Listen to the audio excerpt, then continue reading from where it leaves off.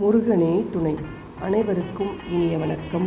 ஆன்மீகம் ஸ்டார்ட்ஸ் உங்களை அன்புடன் வரவேற்கிறது.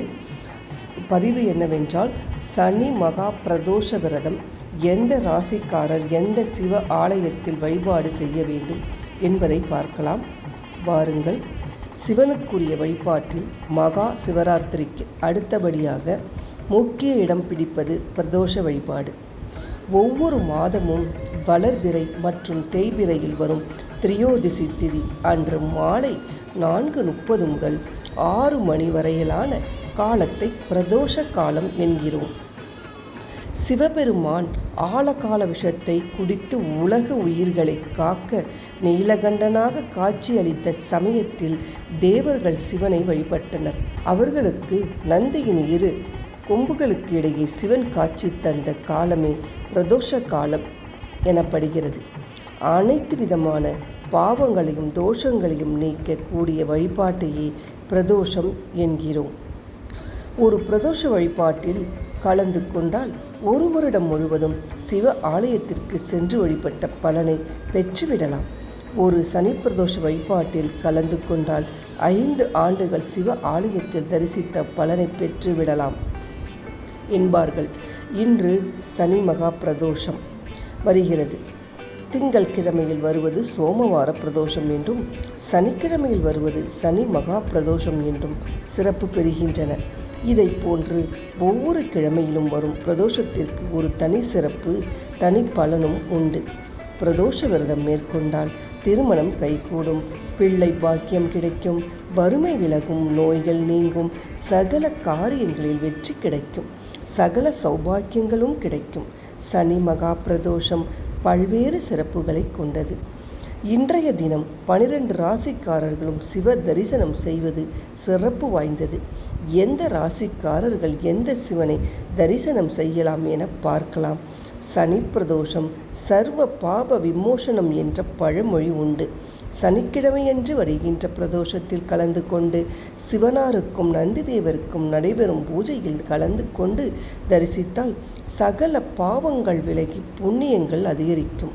சனி பிரதோஷ நாளில் சிவ ஆலய தரிசனம் செய்தால் திருமண தடை நீங்கும், கடன் சுமை அகலும், மாணவ மாணவிகளுக்கு நினைவாற்றல் கூடும், படிக்கும் ஆர்வம் அதிகரிக்கும். 4 வேதங்கள் 64 கலைகள் என அனைத்தையும் படித்து முடித்தவர் நந்தீஸ்வரர். சிவனின் சந்தேகங்களுக்கு விளக்கம் அளிப்பவரும் நந்தி பகவான் என்று ஐதீகம் கூறுகிறது.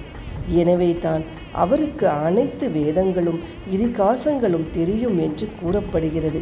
மெத்த படித்திருந்தாலும் நந்தி பகவான் மிகவும் அடக்கமானவர். சிவன் கோயில்களில் அவர் அமர்ந்திருக்கும் தன்மையே இதனை உணர்த்தும் விதமாக இருக்கிறது.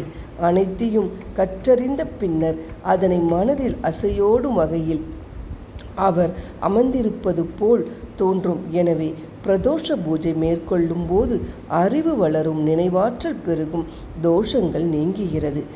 நெருப்பு ராசிகள் 12 ராசிகளில் நீர் ராசிகள், நில ராசிகள், நெருப்பு ராசிகள், காற்று ராசிகள் என 4 விதமாக பிரித்து உள்ளனர்.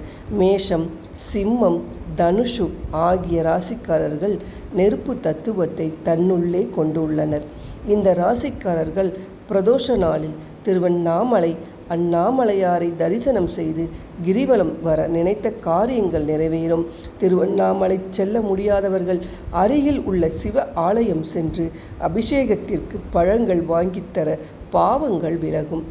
நில ராசிகள் பஞ்சபூத தத்துவத்தில் நில தத்துவத்தை உணர்த்தும் ராசிகள் ரிஷபம், கன்னி, மகரம். இந்த ராசிக்காரர்கள் காஞ்சி ஏகாம்பரேஸ்வரர் இந்த ஆலயத்தில் பிருத்திவி லிங்கத்தை பிரதோஷ தினத்தில் வழிபட நன்மைகள் நடைபெறும்.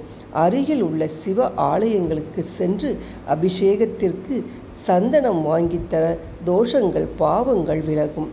காற்று ராசிகள் மிதுனம், துலாம், கும்பம் ஆகிய ராசிக்காரர்கள் காற்று ராசிக்காரர்கள் காளகஸ்தியில் உள்ள திருக்காளகஸ்திநாதரை பிரதோஷ காலத்தில் இந்த ராசிக்காரர்கள் வழிபட புண்ணிய பலன்கள் கிடைக்கும். காளத்தீஸ்வரர் கோவிலுக்கு செல்ல முடியாதவர்கள் உங்கள் வீட்டிற்கு அருகில் உள்ள சிவ ஆலயத்திற்கு சென்று பாலபிஷேகம் செய்து வணங்கினால் நோய் நொடிகள் தீரும். நீர் ராசிகள் கடகம், விருச்சிகம், மீனம் ஆகிய 3 ராசிக்காரர்களும் பஞ்சபூத தத்துவத்தில் நீரின் ஆதிக்கத்திற்கு உட்பட்டவர்கள். திருச்சி அருகே திருவானைக்காவல் எழுந்தருளி இருக்கும் ஜலகண்டேஸ்வரர் ஆலயம்தான் நீர்த்தலம். இந்த ராசிகளில் பிறந்தவர்கள் பிரதோஷ காலத்தில் திருவானைக்காவல் ஜெகடேஸ்வரரை தரிசிக்க வறுமை நீங்கி செல்வம் பெருகும். அருகில் உள்ள சிவ ஆலயம் சென்று அபிஷேகத்திற்கு பன்னீர் வாங்கித்தர செல்வம் செல்வாக்கு அதிகரிக்கும். ஆகாய ஸ்தலம். ராசி நட்சத்திரம் தெரியாதவர்கள் சிதம்பரம் நடராஜர் ஆலயத்தில் உள்ள நடராஜரை வழிபட வேண்டும். பஞ்சபூத தலங்களில் வழிபட்ட புண்ணியம் கிடைக்கும். 27 நட்சத்திரங்களை அடையாளப்படுத்தும் வகையில் 27 தீபங்களை ஏற்றி வழிபடலாம்.